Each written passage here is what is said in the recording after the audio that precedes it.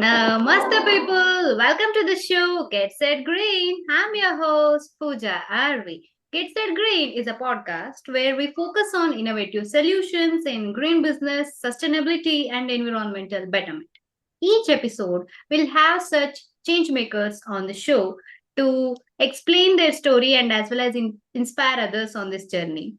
So today we have Srinithya, who is the director of Maleema, which basically uses banana fiber and as well as bamboo fibers to make various textile fabrics and other handicrafts which can be shown as much more aesthetical point of view. It is additional point for the fashion as well, and then they have this advantage of being more sustainable than the other fibers available in the market.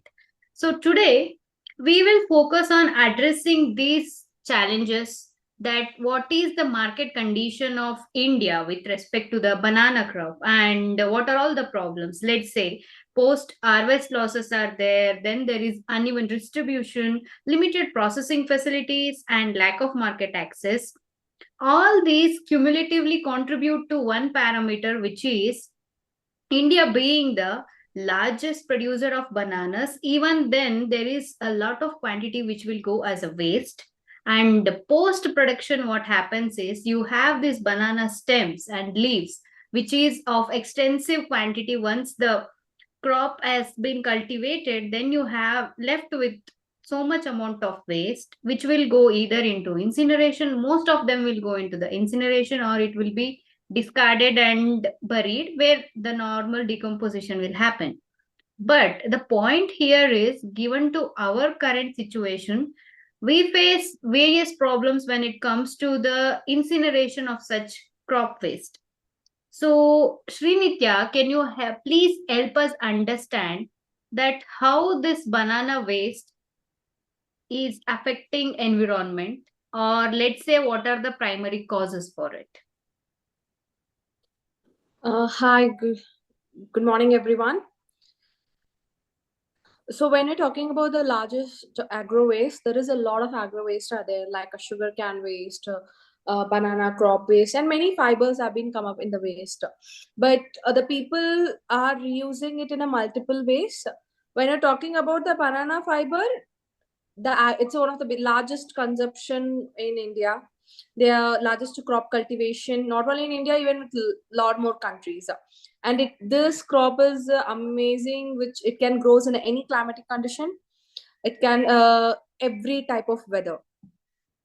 And when you talk about the banana agro waste, it is thrown or it's burnt, which causes the very major pollution. But when you're talking about the down south of India, in Tamil Nadu, especially, they use it as the stem has been used it as making the various subjis or curries or a pickle and many more things, or even the outer part of the layer can be used to make the garland in Tamil Nadu and all. But when it comes to the upper northern side of the other India or even other countries, not so they literally burnt it actually, or it comes up with a landfill. Of course, it's a decompostable, but most of the farmers have to burnt it, and it's like not like 1 ton, 2 tons. It's like a lot more than a lot of tons have been getting burnt every year in India itself. Yeah.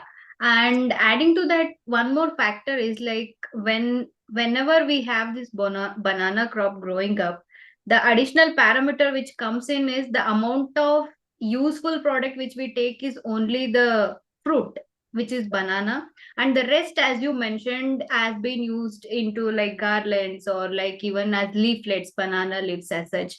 That is our age old practices which we are already following in India.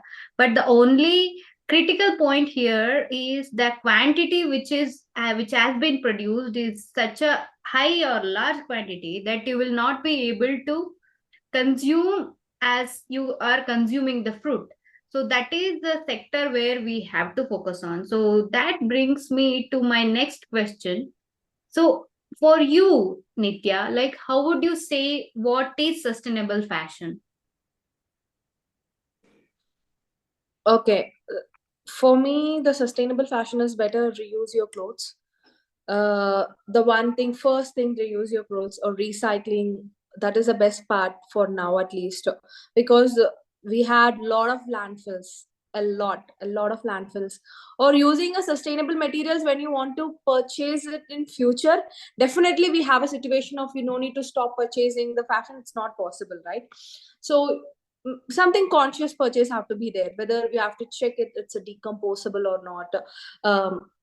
It is good for your skin. Even the polyesters are not good for the skin also, in fact, when it comes to wearing the summers and all. So best thing is like reuse your clothes and constant shopping. Or when it's the fabric is get teared, you should just restitch it somewhere, do some small jugards and all. So that is the best thing actually for now. Repeat your clothes as much as possible.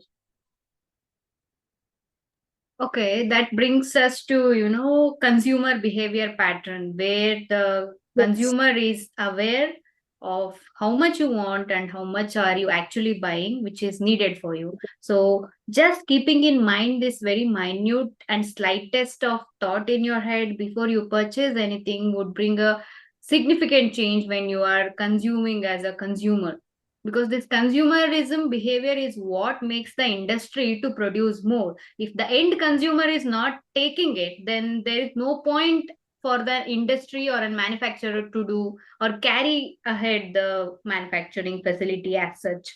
So I totally agree Exactly. on that. Yes, In that please. case, also the production, the consumer isn't very important because I would talk about it in the consumer point of view. But when it comes to the production wise, to making the one cotton t-shirt, it takes around like 3,000 to 4,000 liters of water from the growing the crop. Cotton absorbs a lot of water. It's so which is we don't have a blue water, so that in the process of dyeing industry, this is the largest consumption, and that dye colors have been end up in the waterways, or what that causes a water pollution. So the process of production should be changed. Max, we should come up with something a more sustainable way, consumption of less water, and that can be changed. So there's a lot more ways when you talk about the sustainability actually. Maybe not only about the sustainable fashion, it's about it should be ethical also. The labor fair trade should be there. And in lot of in India, it's most of the thing. I mean, when it comes to Bangladesh or China, the child labor has been encouraged, which is it should not, we should avoid that and all. So since a lot of things have been in the sense as the fashion is the second largest pollution that's happening in the Yeah. world after oil, petroleum and oil industry. So of course we have to come up with a very conscious way, start using it whatever it is, or even a thrift shopping is can be much better. So these are the things that we can come up with. Okay, that brings me to another point in this, which is, so do you know any innovative solutions which are existing already which can help address this problem? People are recreating the clothes, thrift. There is a one option, one websites are there when you talk about the technology. You can sell your old clothes and you can purchase the old clothes, like especially when it comes to the ethnic and clothing, for the couture wear for the weddings that we use it. So that things can be, we people definitely don't like to repeat the clothes at that stage and all, but we can repeat the clothes, or either if you don't want, you can sell it or you can rent it. Even renting is also coming up with a great option. And another thing is like a recycling. You can send your old clothes to the recycle. That is coming up with a lot of innovatives. So yeah, one thing in our collection, even we do the recycling clothing, recycling t-shirt, we sell it. Which what we do, the production may the we used to cut the patterns, so that small fabric is being end up with the landfills. Of course they're used in a multiple way, but that we are grinding it, converting into the yarn again, and we are making into the fabric. So that is a one more option. People are doing it, of course. Still it's been happening. So these are the lot of innovations are coming up, and these days the people even more conscious actually. They are they're accepting the newcomers, or supporting the local brands, supporting the Indian weavers. So people are very conscious what they are getting it, what they want and all. So there is a lot of innovations are coming up, and people are accepting that actually. I think that is very much needed in today's trend, and it is Yeah. of high relevance, right? Where now you see and open your mind to all the viewers and indigenous artisans which were already existing, and they make such a fantastic and magnificent works, not only with respect to the cloth, as well as there is no compromising on the design part as well. We have from north till south, we have various kind of patterns which goes on.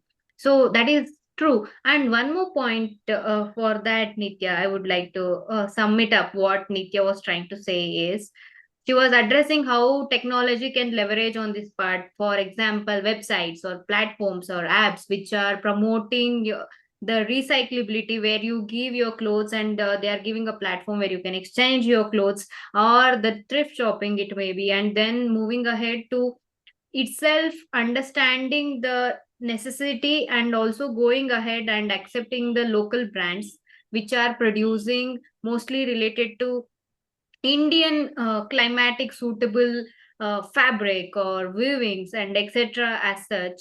So that is how we can go ahead and look it up as an overview of development of new innovations coming in this trend.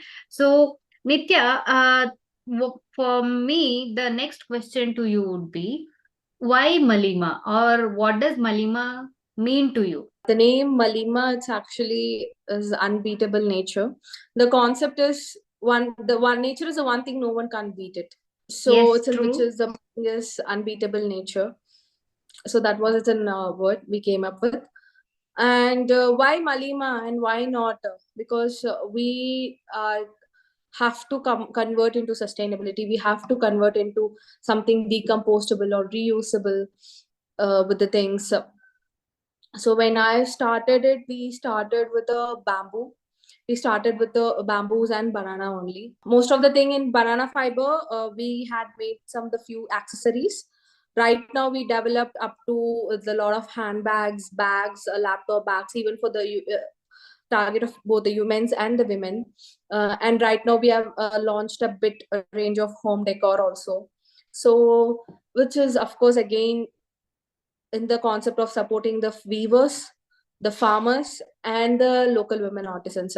So in Malima, every people are working as like a local. Most of the 90% are like women artisans, and the remaining 10% will be our farmers. This is, and apart from that, when we convert into that, we are giving an extra income to the farmers. And the weaving industry, which is actually dying by in India, we are helping them. We adapted around like 60 to 70 weavers. So we are collaborated with them. We are giving them a regular work by weaving the few different for our products. So another thing, and the remaining part has been done by the local women artisans. This which helps us to grow the economy also. With that, we are coming up with even more few more things. Not okay. Even future, right now we are planning for the hemp collections. We are going to launch.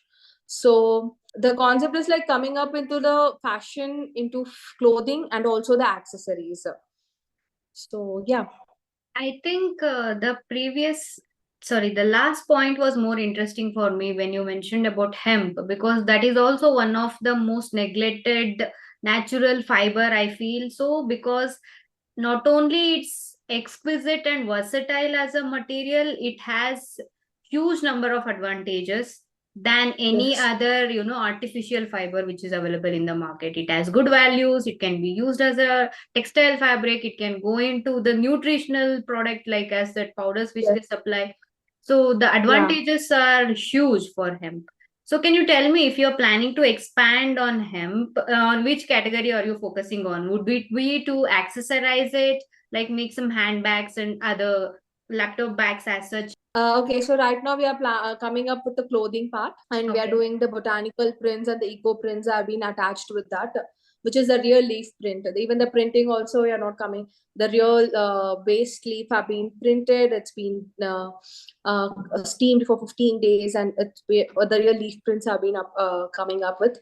It's called a botanical print or eco print. We say that, and we of course we are planning up in future maybe in accessories also. So right now we have started with the clothing range. Mhm. Yes. Okay, so when you say that as eco print, what does it mean? Is it made up of natural dye colors, or like how exactly does that work? Eco print is also called as a botanical print. Okay. We take the real leaf or a real flowers. we print it in the fabric. We keep it, and which has been hammered, and it's rolled and steamed for 10 to 15 days. So yeah, so that is a Oh, technique we. that sounds cool. And I hope so that if at all, if such products are streamlined and coming into the market, then I would be more than happy to buy one for myself as well. It's already in the website actually for us now. We are selling Okay. the eco print half Okay. hand that. Yeah, we are already in the Okay. market. Yeah, sure. That's great. So, if the one who is listening to, if you're most interested to check out the eco prints and the hemp is on the way, but if at all you are interested in banana and bamboo such products, you can, I will put the link in the description. You can go and check out their website and place an order. So, Nitya, now that when you wanted to start this Maleema, right? How come did you exactly end up with banana fiber? Why not hemp or any other, particular matter as such? And you also mentioned you started with bamboo, but then how did you come to banana? And what were your points or pros and cons, if you have to say? I want to start something with the sustainable. So it's been like a lot of research we done it, what we can do it and all. So testing with the multiple fibers, lot of fabrics, what the consumptions we can take it about the consumption of water, the production process, the dyeing process. So when it comes to it, we taken the bamboo clothing and the banana accessories we have gone with. And there is no pros and cons. It's only about how the sustainability maintains it, how the longevity of the clothing or the accessories. So that things about it. So we have started only with this two, and we are coming up more right now with the hemp, as I mentioned, and all. So it is, and of course, why not with the banana fiber? Because converting an agro waste into that fashion clothing, because the one it's a waste literally, which because for the cotton and the bamboo we have to grow, we have to cultivate it specifically for that, even with the cotton, jute, or a hemp and all. But this is literally actually a waste. So it's a very easy part that we can get it in India, especially. So it's an easy to convert into the clothing and accessories actually. Got it, got it. So when you started this, right? When you started using banana fibers into the making of fabrics as such, were there any challenges or did you have to compromise on making the design part of it? Because I don't know, I would like to understand when compared to the normal standard, artificial fibers which we get, like for example, polyester, polyethylene as such, and when you have a banana fiber, does anyone have to compromise on the designs or the patterns which they make? Designs and the patterns can be done in any different ways, but when it comes to the fiber and the fabric, of course it is yes, because banana fiber is a versatile, it's a very unique fiber. It gets broken when it's get dried, it's get softened, it gets stronger when it's wet. So we have to do a lot of process with that.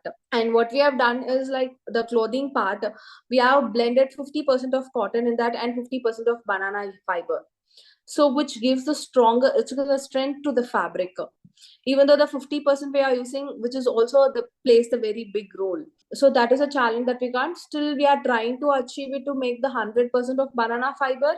Maybe in future we will come up with. Okay, that's good to know. And how do you collect this banana waste? Like, do you have the centralized approach or a decentralized approach with the farmers? We say that before when someone start cultivating, we will before previously we'll talk to them the per tree how many things will be coming according to the acre. So we will pre-order it, we'll tell them, so when it's a cultivation time we'll get it, and we will keep it in stock because the rainy seasons will come, the some every time we will, whenever there will be pre-stock it, that will be much better for us. So Okay, so we'll you usually we directly. Mm, Okay, so you usually place your purchase orders beforehand with the farmers so that you have enough stock with you.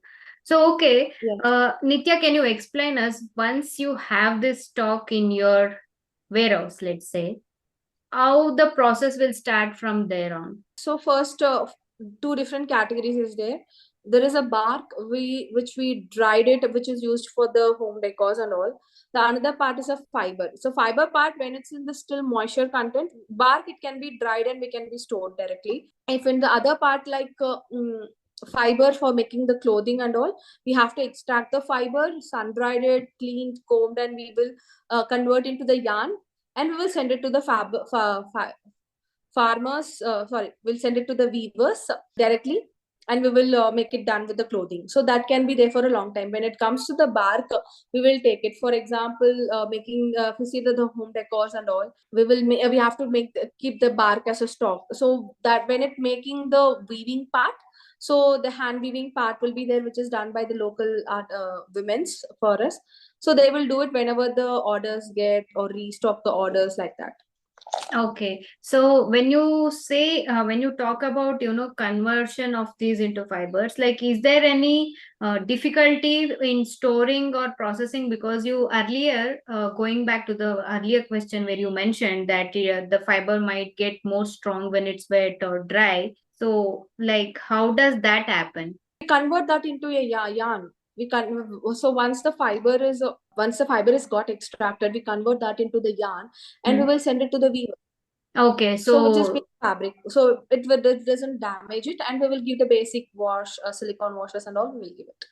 okay. So that is taken care. Once the wash is done, then it will be supplied to the weaver for the further weaving. Okay. So Nitya, what is your opinion about global market and how do you place banana fibers or bamboo fibers, let's say, or even per se hemp as such? What is your opinion if for these fibers in the global market in supply and demand terms? So in the recent research, the people in the global market, the people are ready to give it 24% extra comparing to the other fast fashion. It's of course great, especially with the European countries like a German and all. They are ready to spend for the sustainability, not only comparing with the fashion industry. They are also, apart from that, they are focusing a lot more into the reduction of CO2 and many more pollution control, or they want to more into the sustainability and the eco-friendly thing in the food or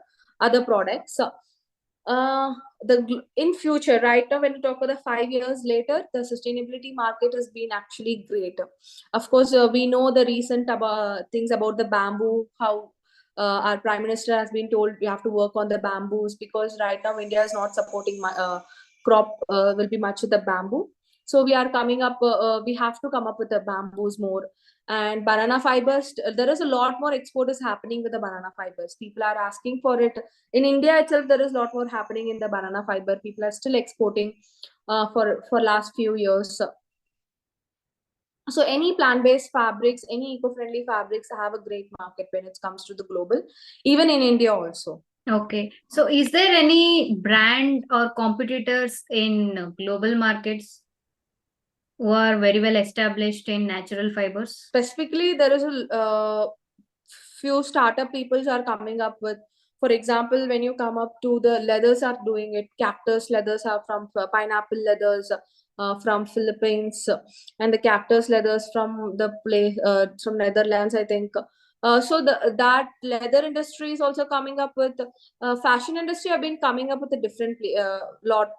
For example, Vietnam is doing the banana fiber clothing. When it comes to cotton, India has always plays a big role. Jute industry is going great. There is like okay, fashion industry is not only about the specific brands, because the brands is like a one source of the retail market. But when I talk about the non-brands, because the fiber extraction company will be something different, the yarn making company is different, the textile fabric making company is different. So it's collaborated with a lot of companies or production unit. When you talk about the brand, the multiple brands are there who are selling the multiple eco-friendly products. There are startups are coming up and they're supporting it. Okay, that's great. Then along the way, this journey where you started Maleema, right? So how was your experience? And I would also like you to give three learnings or key takeaways which you learned in this journey. Okay. Stop using single-use plastic. Reduce, reuse, recycle. I think this is a three thing I have to do. Simple three things. I know it sounds very familiar, but the very simple three things: Yeah. reduce, reuse, recycle. Okay. That's it. So, what about your experience part? While you started it and while you were building the brand, how did you cope up with the, the market trends, or what was your experience during your research time? When I started it, 2021, I've taken the resolution of being sustainability. So I've not started with the one day. The small things I've been controlled, like stop using the water bottles, the plastic water bottles, and started reusing my clothes. In fact, I'm still started using my wearing my mom's clothes and all, mom's outfits, getting a rented for the occasions. So the small things have been started with, and avoiding as much as the plastic, taking a small carry bag when I go for the grocery stores and all. So the small things I've started with, and after that we started our company in 2022 with doing a lot of research and all like that. 2022 it's been started, so that's how the journey was started. When I want to change something, so I have to be the change first. So still now I can come up with a more eco-friendly. Recent these days, whenever I do shop, I shop through the ingredients, or see which the fabric is made with, how it made, what the consumption of a percentage of the yarns and all. So that shopping thing and all we have to come up with the consumption, coming up to the very minimalist lifestyle. So that things have been a lot changed from my side, and that's how it's Maleema also it started. So every journey starts with a small steps like this taken every day, right? Rome was not built in a single day. So when you are talking about Malima also, during this phase of establishing, how was your journey for that? Because, as a new brand, you will have challenges pitching to the consumers or customers, or even let's say to retail or wholesale sellers where they have to accept your products, or how was the response from them when they heard that you are making something from banana fibers? Honestly, the response is actually good. People love our product. We do apply in pop up in the flea markets and all. So people love our product. People like even sustainability thing. They are supporting the local vendors. They're supporting the local brands, Indian brands. So, and Malima has a great story behind it. For each product of Malima, which is directly, your money is going to the farmers, your money is directly going to the weavers, and your another money is going to the local artisans and the local women artisans. So every penny of yours is directly going to this three main category of the Indian economy. So when we tell these things, people will like our story, and also they like the product. If you see our product, which has been very aesthetic and minimal. So when you talk about how we touch the style and the design, right now we're keeping it very aesthetic. We're keeping it very minimal, no colors, no dyes. If you see our products, everything will be like so very raw of the raw banana fiber. When you Natural see our look or natural colors, natural right? fiber, we don't dye our fibers actually. In clothing, of course, we do the natural dyeing, but when it comes to accessories, we keep it very raw as raw. And people like that raw essence. It's okay to be imperfect. It's okay to be what the raw color. They don't want much color. So people like that aesthetic and the minimalist thing. So that's how we achieve the market also.